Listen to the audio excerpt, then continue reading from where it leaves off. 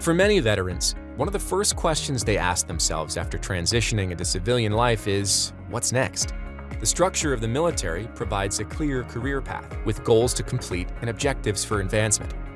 Once that's in the rearview mirror, it can be easy to feel stuck and directionless. How can veterans find fulfilling and meaningful professional lives in the civilian world? Today, we'll hear from 3 veterans whose mental health journeys involved answering that question. Hi, my name's Tim.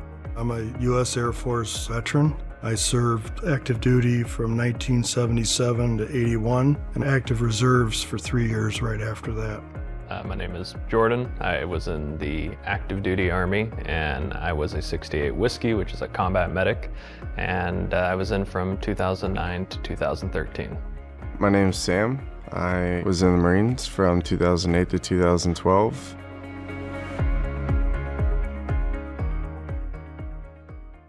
Despite the fact that Tim, Jordan, and Sam all had different experiences within different branches at different times, they can all identify an event that contributed to their difficulties with mental health.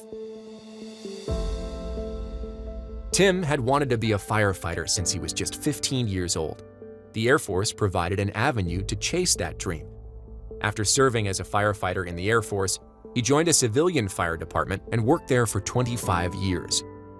It wasn't until he retired that he began to recognize some worrying signs about his drinking. We always partied hard, worked hard, that type of thing, a lot of camaraderie, things that we did together normally around it. I didn't think I had a real bad problem until I was about to retire, and it seemed like my drinking had increased. So when I retired, I never drank at work or had a problem there, but when I retired, I had no reason not to. So it went from something I liked to do to something I had to do. Jordan's mental health challenges began while he was serving as a combat medic in Afghanistan. A mortar blast burst both of his eardrums and left him unconscious in the dusty haze. Adding insult to injury, while he was being treated at the Warrior Recovery Center, it was rumored that he had threatened suicide if the Army returned him to combat duty. A lot of my platoon, the ones that I was the medic for, didn't think that I was trying to be there with them.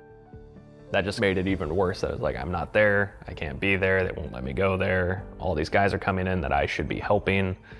And that kind of just sent me down a nice spiral at that point of just feeling useless, ashamed, really guilty, a lot of survivor's guilt type of stuff.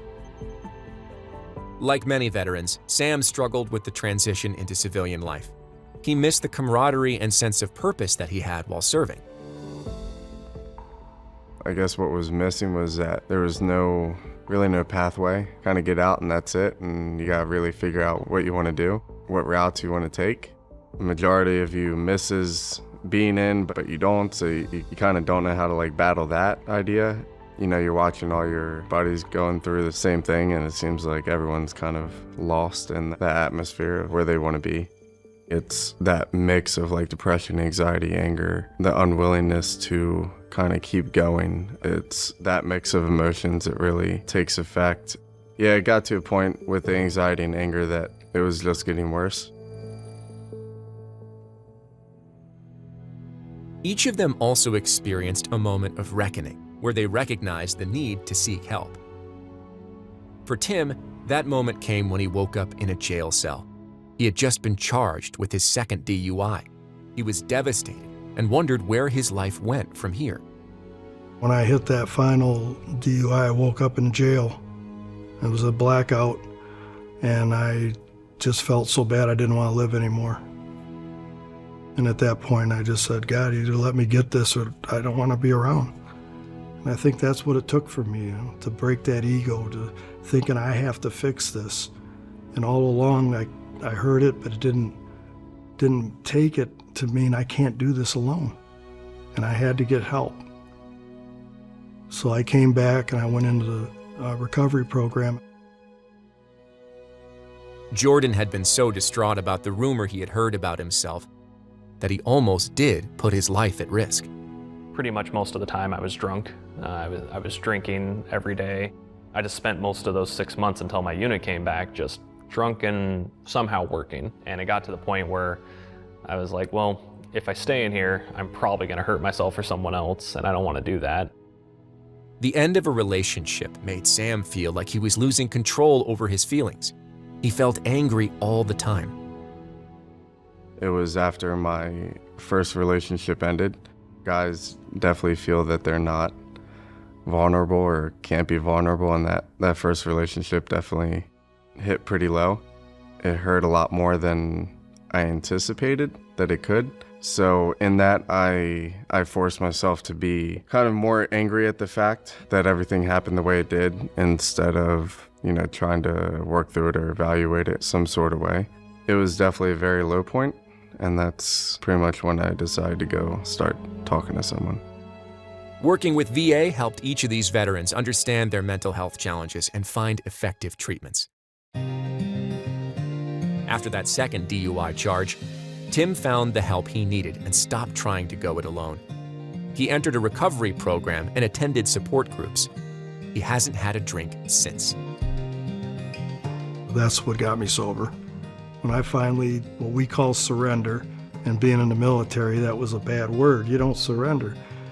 But what I heard from people in the support group is look at it as joining the winning side. You stop fighting everything, even alcohol or drugs or whatever the problem is, and you work with others and learn how they did it.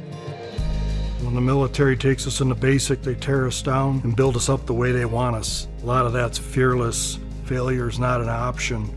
This isn't failure. Failure's not getting the help. It takes more guts to reach out and ask for the help and follow through with it. We can't do this alone. It's been proven over and over again. After transitioning from the military and seeking his ADHD medications at a VA facility, Jordan met the therapist who changed the trajectory of his life.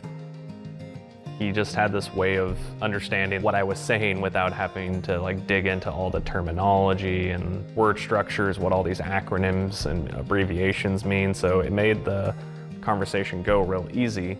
And he also didn't push me to go into an uncomfortable place for a long time. The therapist suggested prolonged exposure therapy to help Jordan cope with his trauma-related memories. Going through that whole process with prolonged exposure really helped me personally desensitize some of the areas that were pretty harmful or triggering. One of the bigger things that I learned was that you have to actually be honest. It's really easy to just kind of sweep things under the rug and make it out to be like it wasn't a big issue and people have it much worse, which again, inherently is not false, but trauma is subjective. It's not this nice objective rubric that you can really define. It treats and interacts and hurts differently for every individual. Sam was getting a physical in order to become a firefighter when he made the decision to visit the mental health clinic and get an appointment. This turned out to be an important first step.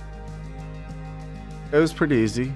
I sat down with the director of that outreach center and just asked, pretty general questions, anything you would get at a normal job or going really anywhere, just basic info. I think it was just talking about what you were going through and then hearing what they had to say, kind of from a third party that really has no idea about your life or who you really are. They're going off of what you tell them. I think that's what helped them most and still does.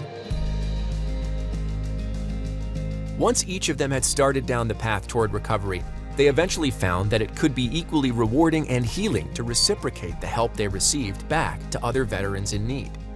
Tim became a mentor and treatment coordinator at a veterans treatment court in Detroit.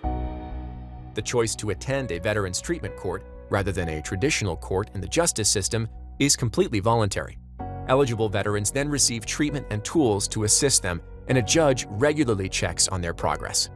And it's so rewarding. That's when the light came on for me, is when I was helping somebody else and they called me for help. I was at the time trying to do something that wasn't working so well. I was kind of angry, and the phone rang, and hi, I'm calling you like you said to. I'm from the program. Boy, my thinking straightened out, and I was there for him. It wasn't all about me and my little problem I had. And then the light came on. This is why it works. We have to do it together or we fall. We can't do it individually.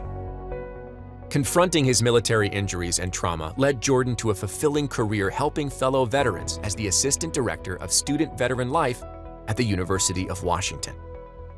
While earning his doctorate in psychology, Jordan's research focused on the benefits of veterans receiving health care from providers who also served in the military.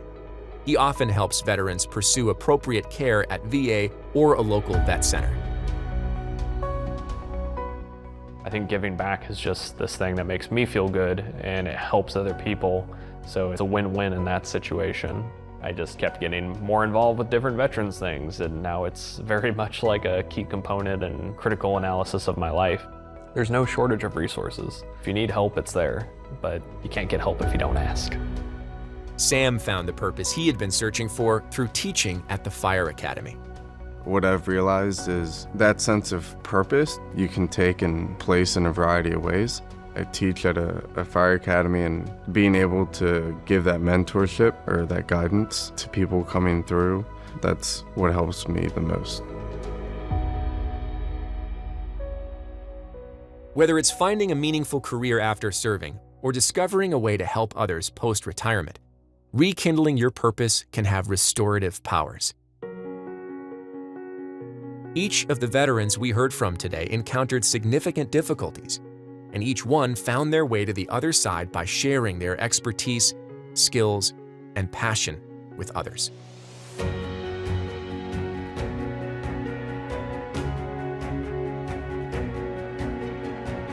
Thank you so much for listening to this episode of Real Veterans, Real Stories, brought to you by the U.S. Department of Veterans Affairs Make the Connection campaign.